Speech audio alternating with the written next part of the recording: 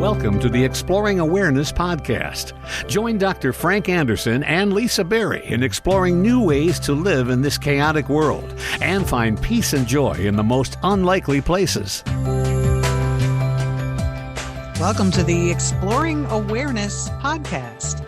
We're so grateful that you're listening and joining us as we continue to explore awareness. So much to learn and enjoy. I'll put it that way. I'm Lisa Berry here with Frank Anderson. Are you ready to explore some more awareness, Frank? Well, I explore awareness 24/7. Yeah, that's true. We had an episode called Exploring Awareness 24/7. Yeah. I don't know if you'd like it if I say lesson, but for me, I'm aware of how much more aware I am right now.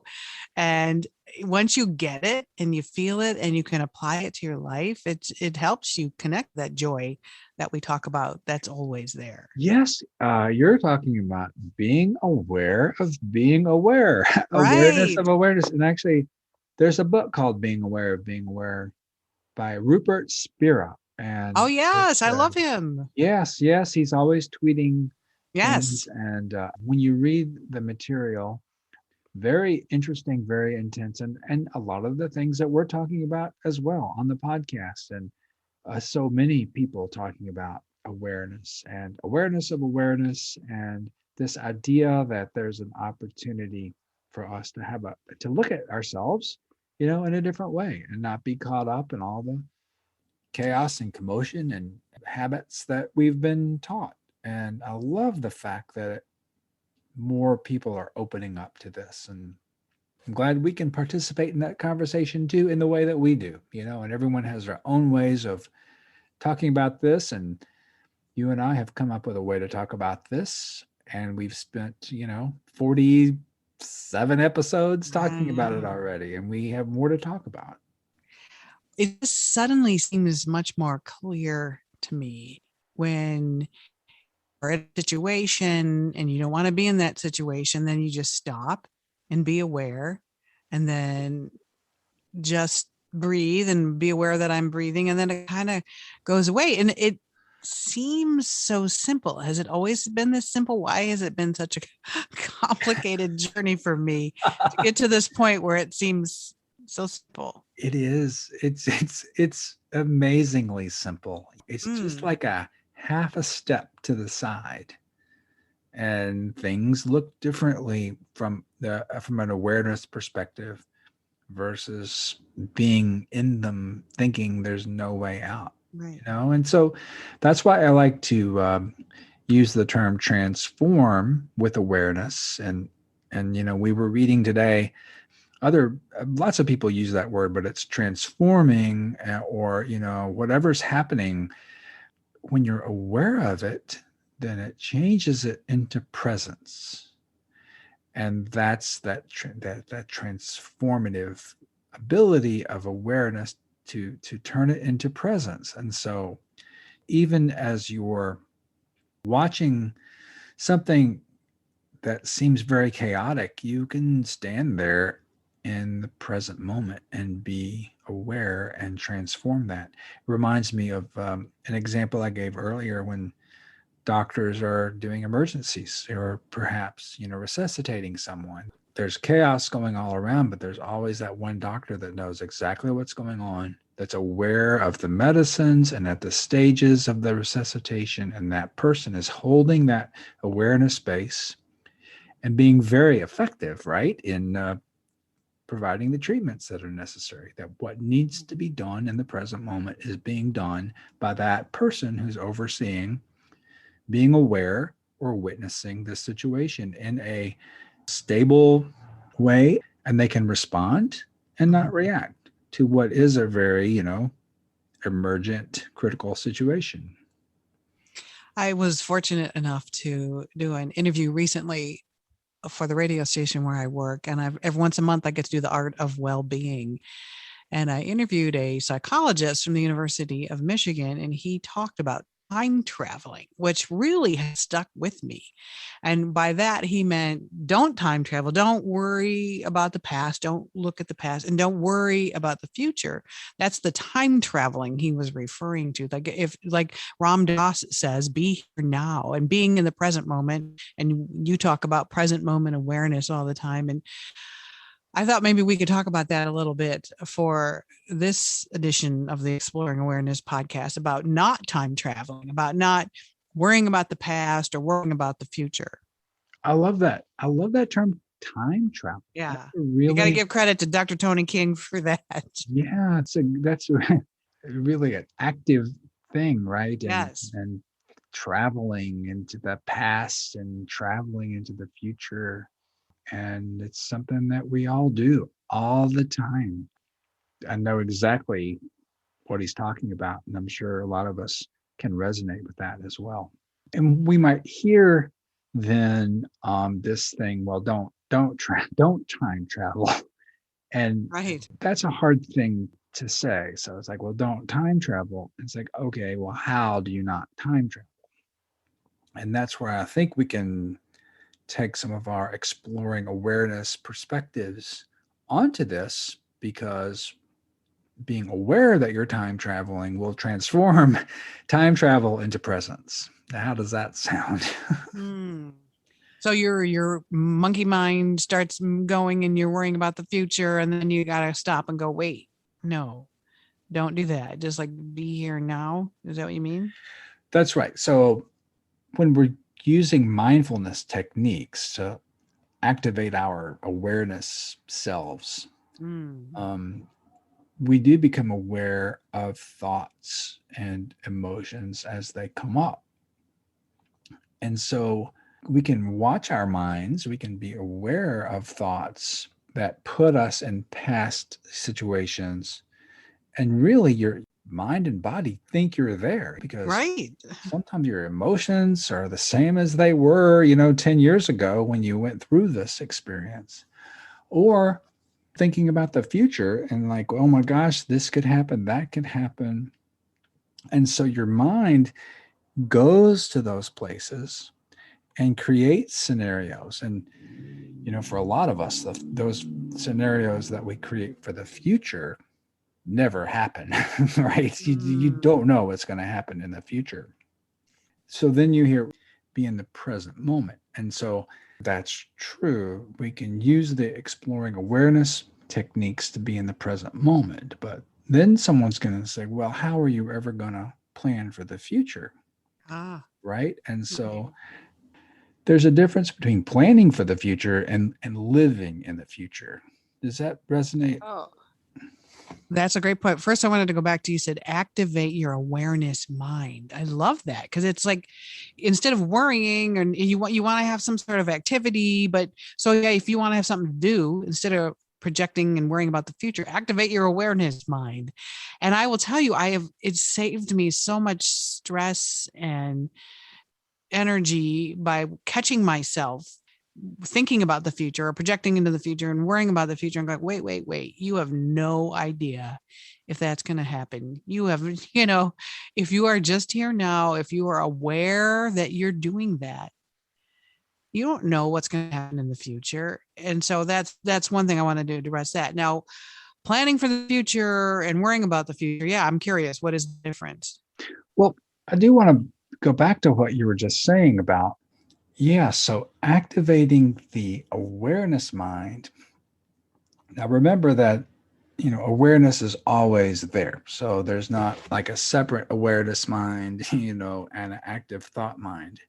But when we've been practicing the mindfulness and practicing the awareness perspective, right? Then when you're faced with those thoughts and future thoughts, yes, you become aware of it. And as soon as you become aware of it, then you're back in the present moment, right? And so that's where it comes then, like, well, if you're only in the present moment, how are you ever going to have a future?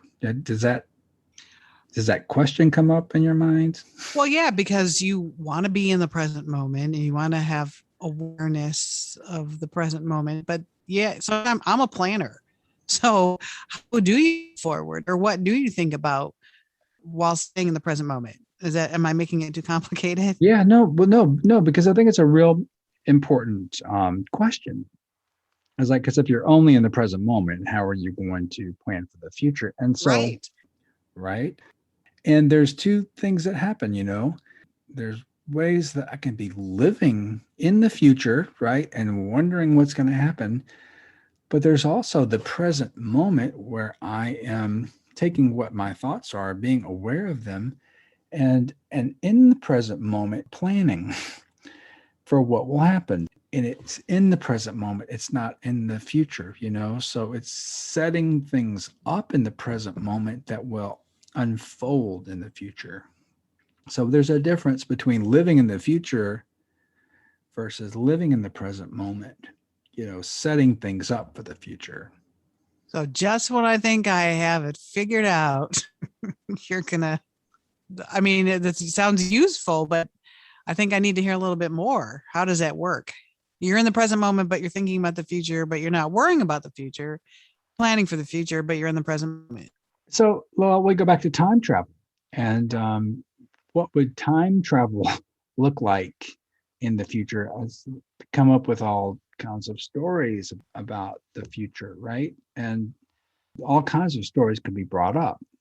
And a lot of the way we think about the future is informed by how we've been living in the past. And so if we're future thinking using past experiences, then we also limit ourselves. So if someone has a past history, kind of like Murphy's Law, you know what I mean? People kind of expect bad things to happen. Right. Yeah. Right. And so if you're used to expecting bad things to happen, then probably your future thinking is going to include bad things that are going to happen. Mm. And then, if your past history includes good things, then good things are going to happen. Or your future might look like good things are going to happen, but realistically, we don't know what's going to happen in the future. So that's kind of like living in the future and having an emotional reaction to the future. But perhaps someone else, and I've had people say this, I'd be afraid to do that. I would be afraid to change, what's happening in my life. And, maybe that's because of past experiences with moves or with making big decisions. So what I'm trying to get around here is that our lives are moving forward, opening up to opportunities, but still those are present moment experiences and they're not living in the future. Yet planning for the future in the present moment is an important thing to do. Planning for the future in the present moment. Can you give us examples of that, or an example of that? Well, can you think of an example? Well, then this is getting very complicated, because I know a lot of people who do visioning, and that's planning for the future in the present moment. Yeah, that is actually. Yep. Right.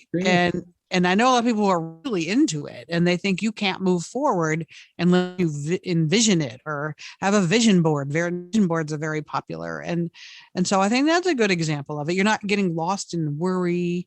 You're planning in a positive way. Is that a way to look at it? I think so. You're planning in a realistic way. Yeah. Right? You're planning in a realistic way.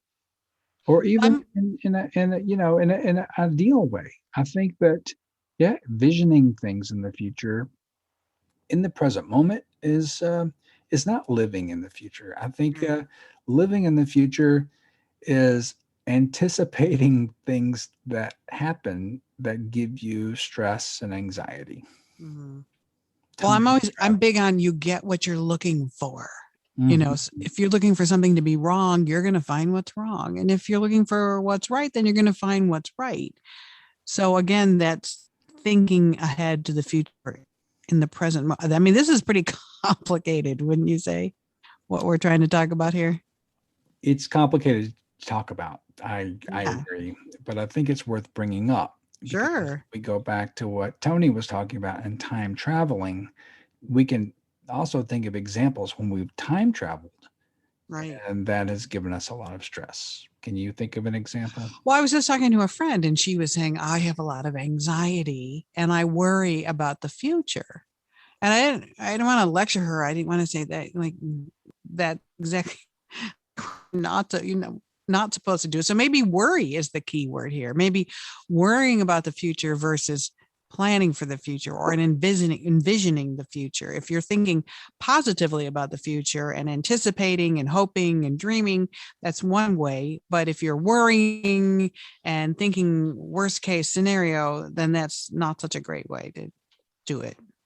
Well, I do remember during the election time that some politicians would really talk about the future. They lived in that future and like this bad thing is going to happen if you vote Right. this way. Right. And that instills fear in people. And those things didn't happen. And and they say, well, they could happen. It's like, what kind of life is that to be looking for the worst thing to happen in the future and that may or may not happen? I mean, that was definitely a sense of time travel, and it made me anxious and suffer just to hear people so convinced that the future is going to be like this if you vote like this. And it doesn't matter which way you vote. It's just that still time travel, living in the future and feeling the anxiety of what people are predicting are going to happen in the future. Can you bring awareness to that? Can you bring awareness of kind of the gloom and doom that some people like to hang over your head? Oh, absolutely. You bring awareness to your reaction to it. And so you see your reaction and you have complete control over that. So you have a Aha, it reaction. goes back to that again. It does. It's a reaction or a response. Right. And a reaction, I think, means you buy into it and you go down that rabbit hole and you all of a sudden now have a future world that looks horrible. Or responding is being in the present moment and not traveling into some unknown predicted future that you don't know if it's going to happen or not. So you can be aware of your reaction or your response. So don't get caught up in it. People may try to drag you down that road, but if you're aware of your response or your reaction or in this present moment to what people are trying to tell you or where they're trying to lead you, then that can lead to more peace or just being aware. Can you say it's something you're choosing? Are you choosing how you respond or react? I think the choice comes when you have been practicing meditation and exploring awareness. And then when these things present themselves, then you are equipped with your inner resources to know that these things are happening. And you see them happen, and then you can react instead of respond. But I do think there's a certain amount of a perspective that can be cultivated through the practices that we're talking about. So when these situations arise, there's a response instead of a reaction. So again, that top down versus bottom up. So I can't say to you, don't react when someone tells you something that they know is true and want you to believe it, as a way to manipulate you. You can't just say, don't do that, right? Because it's people are already kind of wired in this way. So what we're talking about with our transforming the chaos, transforming future thoughts into presence, right? I think we need to be equipped, activated, knowing our inner resources so that there is that approach that you can take when you're challenged in these particular ways. Does that make sense? So would you say meditation is an inner resource? I think that meditation is a technique to access your inner resource. And it's one technique. It's not the only technique. Right. And I would suggest, and we this is a secular conversation, but prayer can be secular experience. And I would also consider that as a way to an inner resource as well. That's right. I think when people you're in that context where prayer has the same kind of ability to connect you to something deeper as meditation. Now, this is not prayer like please send me Right. peace, but it's like the type of prayer that connects you to, let's say, God. I mean, I think I mentioned to you before when I learned to meditate at that backpackers retreat in Thailand, I totally understood more what presence of God meant, because it's presence and peace and calm. Right. That's the same thing, different words. Right. So people do that, or people like to practice yoga and they're just Right. embodied and still and just right present with their body. I think that's another way that people access their inner resources. But maybe, painting, or even when I was in medical school, studying brought me to a very deep place of focus and concentration that allowed that part of me to study. It was it's subtle, and it requires that we are aware that this awareness is a possibility. The mom in me is thinking of rocking a baby, just holding a baby Yeah. and just in your arms and just rocking, and the baby sleeping, and you're just in that moment. And yeah, it can connect you to an inner calm, at least for that moment. The baby's not crying and you're just enjoying each other's energy. And that's another, just, I don't know why that occurred. I haven't rocked a baby in a while, but that just, but you're and back then you actually didn't know that you were experiencing a present moment. right. Just the Yes. present moment, but you may not have been aware that you were doing that, right? So it's a natural state for us. And now we're talking about being aware of being aware. We're consciously being aware of what's happening in the present moment. So that beautiful part of you being present with your baby, which is rich and beautiful, and there's actually another layer that could come with that, if with the awareness of the awareness. And this is something that I've learned from these conversations that I hope people listening can hear me say and maybe experience as well, is that, and it's going to be one of those things when you become aware that you're aware. I always used to call myself a moment savorer. And I think being aware is kind of the same thing. You're stopping and you're being aware, and it's like savoring the moment. Does that work in your awareness world? It absolutely does. And we are kind of talking today about being aware of time traveling, but Right. we also did an episode a while back called Exploring Awareness 24/7. And so actually turning everything that happens during our day into an awareness, a moment. And so it doesn't have to be as dramatic as feeding a baby, but it could be washing the dishes. Right. It could be taking a walk. It could be writing. It could be anything that you're doing with an extra layer, an extra perspective of awareness. And that turns into another form of practice. And it isn't meditation.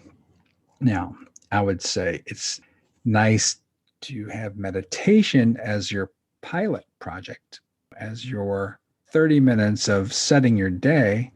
You become familiar with that awareness place. And then when you move out into the world, then all of these things become very different because you're aware of them in the present moment. And it is that. And even the time traveling, you come to that equipped to be aware that you're time traveling, and it transforms those thoughts back into presence.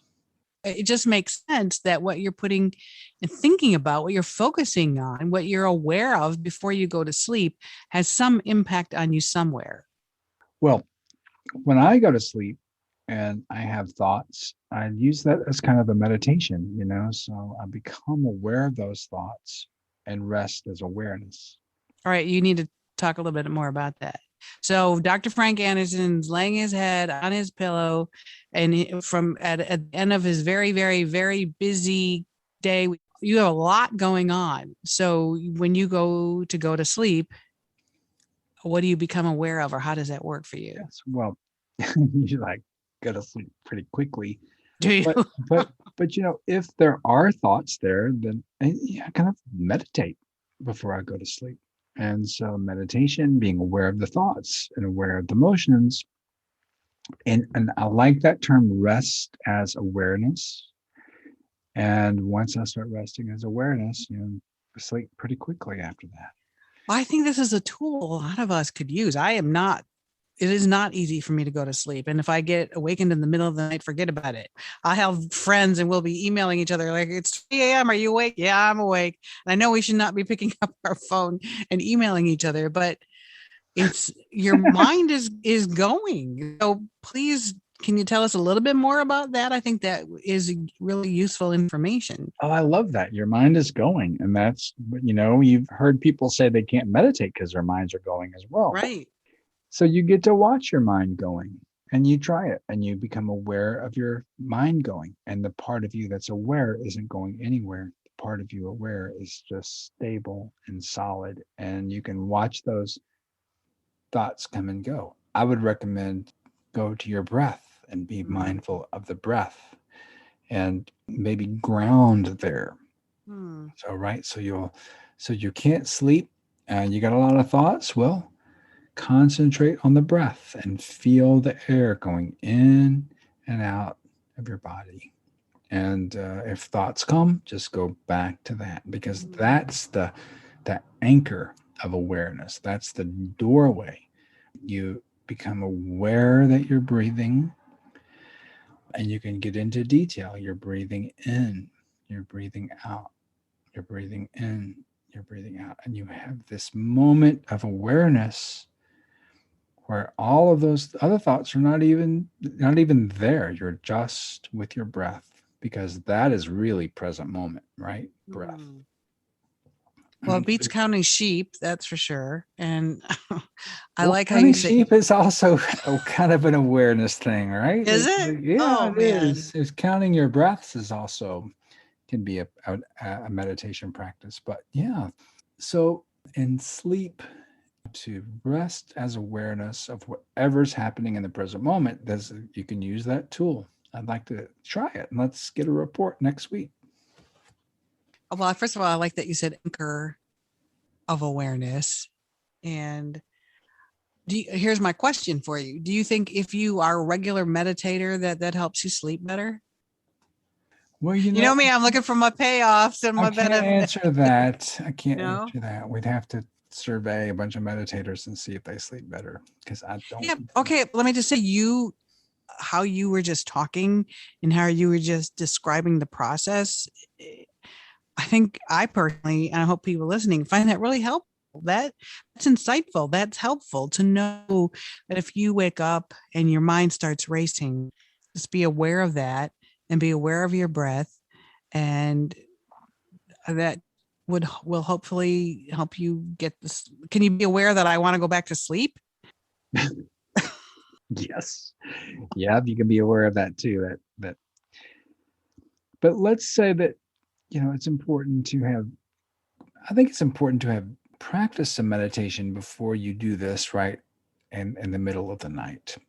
Part of this awareness practice, being aware of your thoughts, being aware of your thoughts and then resting as awareness. So it's identifying with the peaceful part of your body. So it is awareness of thoughts, and then it is identification as awareness, or identification as peace, right? So that takes some practice, and the middle of the night might not be the best time to do that. So having become familiar with that place, and then knowing that it's there and returning to that in the middle of the night, that's different than just being aware of your thoughts and watching them race. So awareness of thoughts and then resting as awareness. So there's a little extra step to that. I like that. Awareness thoughts, then resting as awareness. Yes. So that should be the could be kind of an intention. I know when I wake up a lot in the middle of the night, sometimes I will turn to a guided meditation and it really helps me get back to sleep. Is that something that you could lead us in, a guided meditation that would help, that we could possibly listen to in the middle of the night if we're trying to get back to sleep, or anytime really? Yeah, that's a great idea. Would love to do that. Oh, good. I think that's a nice way to tie this all together. We've been talking about time travel and thoughts of the past and thoughts of the future. And is that something that wakes you up at night? Is that some of the thoughts Absolutely. that consume you? Yeah. Yes. So this meditation will be helpful when our thoughts are racing in the past and in the future. And we're going to focus now on that. When it happens at night and you're having trouble sleeping, or you've woken up and your mind is racing.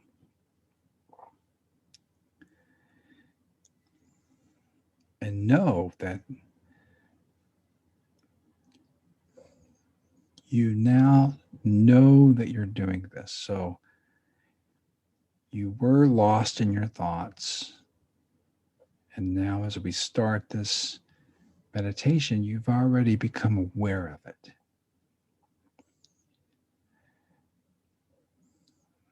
You've decided to listen to this guided meditation because you know that your thoughts are racing.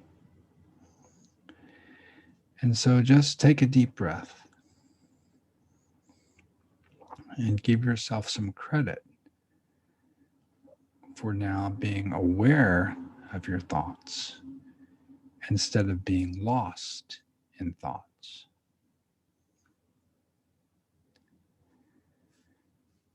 And so feel into what it means to be aware,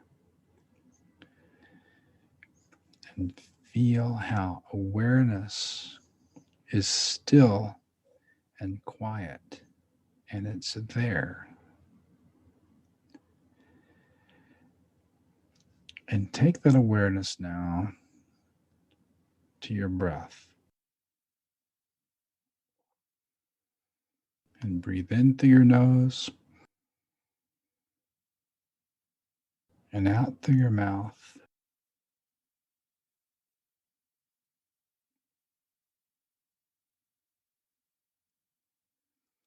And no matter what thoughts might be occurring, just go back to the breath and feel how that air fills your lungs and it's giving you life in this present moment.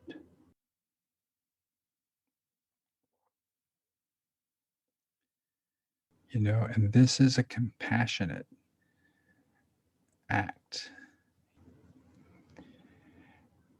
giving yourself a break from the thoughts and the time travel that is keeping you awake. It is very generous and very compassionate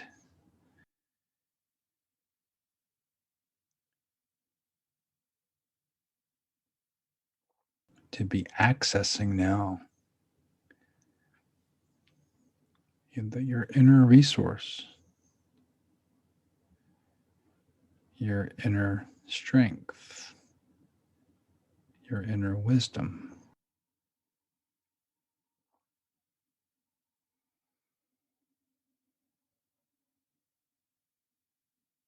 Your wisdom that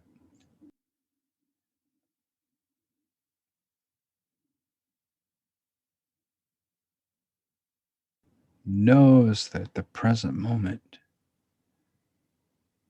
right here, right now, in your bed is a safe, quiet, still place. And that the past is gone, the future is yet to come.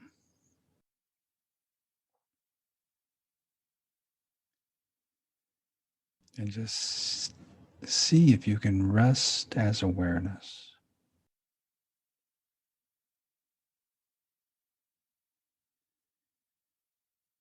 And use that awareness to be aware of your toes. And just wiggle your toes. And feel your feet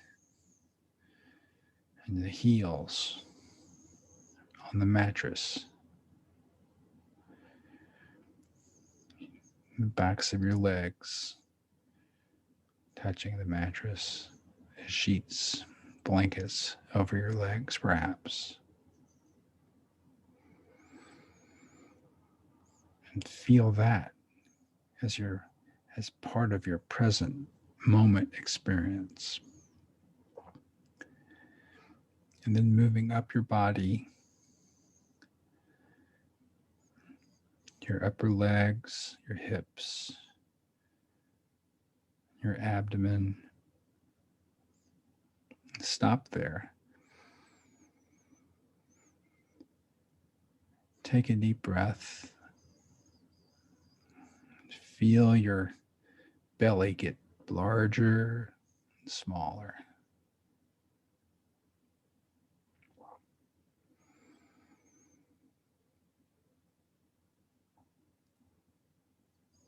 In your chest.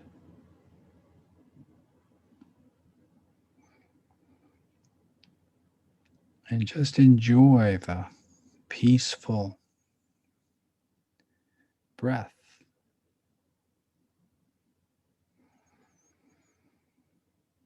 It requires some focus and attention.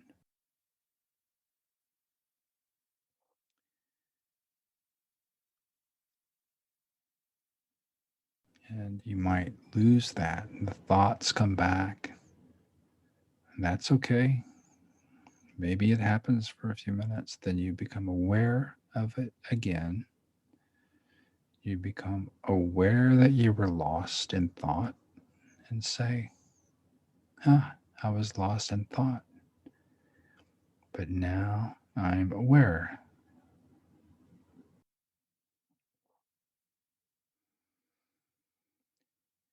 And just breathe in again with awareness.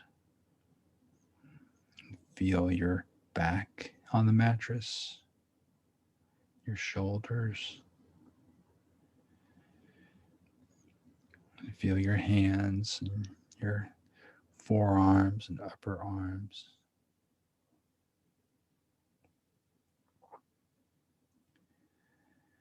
And then feel that your head on your pillow. And moving around your ears and your head. And then your face. And there's all these muscles in your face. They might be all tense and quivery because of your worries, thoughts, and anxieties. But see if you can let your facial muscles relax. Maybe you didn't know that they were all tense. And with awareness now, they can relax to their natural state. You know, and your shoulders can relax, and your back, and your legs, and just let everything sink into the mattress now.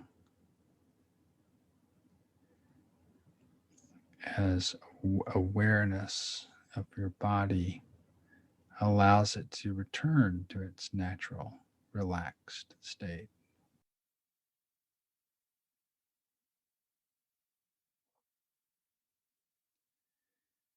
And so you're resting now, and you'll just acknowledge that your brain likes to run scripts and run stories and run time travel. And just like your breath goes in and out, your brain wants to protect you and take care of you. And it thinks that running all these scenarios will help. But just like the breath, we can just bring them all to awareness.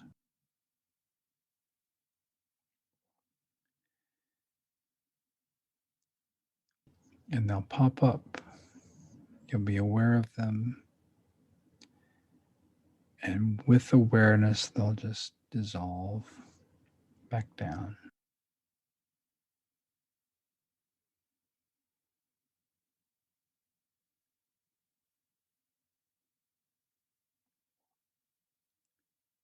And if they just persist all the more, go back to your breath and practice awareness of the breath.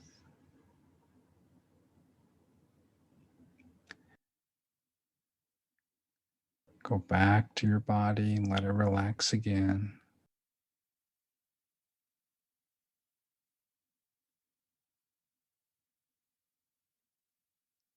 Let the thoughts just go by like cars on a long train.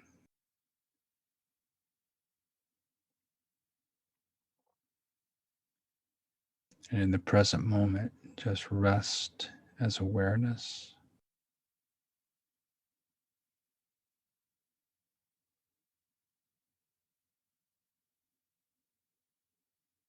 Go back to the breath.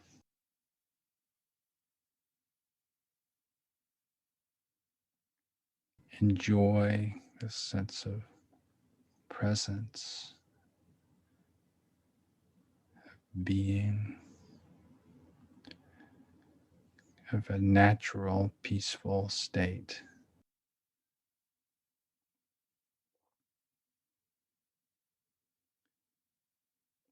That is pure and authentic.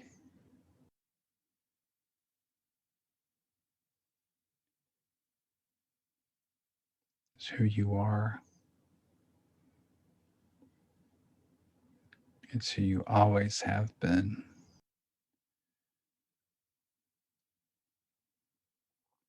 And so establishing, becoming familiar with this place.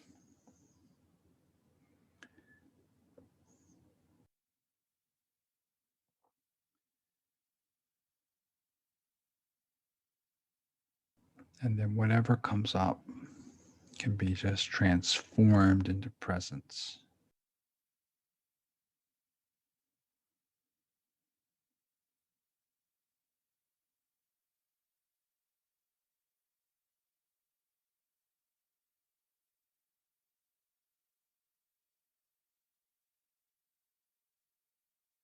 And just remember your breath is always there. You can always just go back to being aware of the breath and rest as awareness.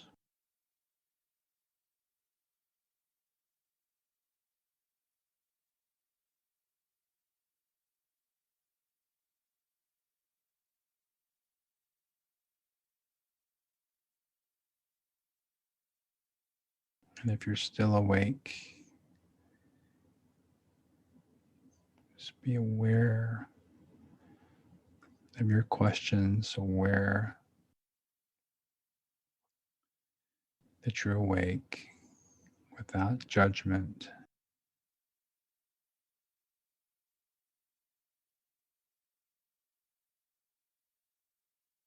without evaluating.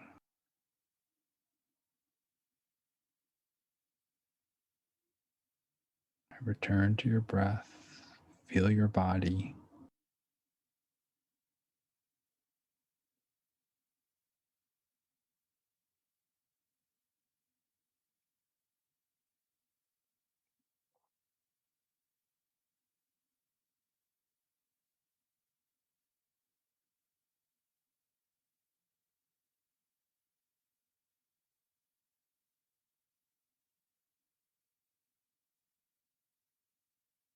Sleep tight. Don't let the bed bugs bite.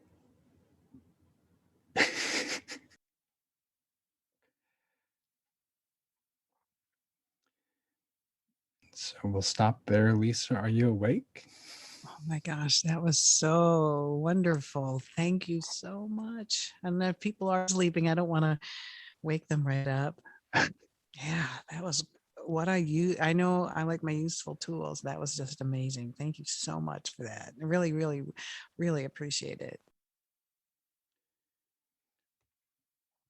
Well, I hope that's helpful. And I think it fit right in with our time traveling, and that was wonderful opportunity. So And it was an example of being aware and how if you're just aware, I mean, I'm lowering my shoulders just talking about it right now. If you're aware and you're focusing on your breath, and you said to me all the things, all the right things that usually come up when I'm trying to sleep. So yeah, thank you so much for that. you're welcome. You're welcome. All right. Well, Lisa, I hope you have a great week. I hope you get lots of restful nightful sleep. Thank you so much for that. And thank you to everyone who's listening. Goodbye, everybody. Have a great week. This podcast is not an attempt to practice medicine or provide specific medical advice, nor does use of this information establish a physician-patient relationship. Listening to this podcast does not replace medical consultation with a qualified health or medical professional to meet the health and medical needs of you or others. If you are having problems, please see your primary care provider or your local mental health professional.